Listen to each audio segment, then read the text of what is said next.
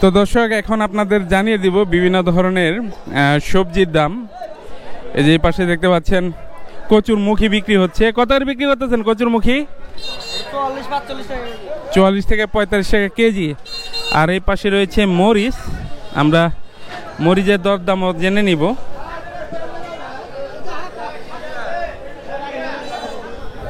মরিচ কত করে বিক্রি করতেছেন? মরিচ 210, 220। আর এই পাশে রয়েছে খুবই নিত্য প্রয়োজনীয় সবজি, পেঁয়াজ রসুন। পেঁয়াজ রসুন কত ভাই? পেঁয়াজ রসুন 540 টাকা পাল্লা। 540 টাকা পাল্লা পেঁয়াজ। আর রসুন কত করে কেজি? হচ্ছে 190 টাকা কেজি। 190 টাকা কেজি।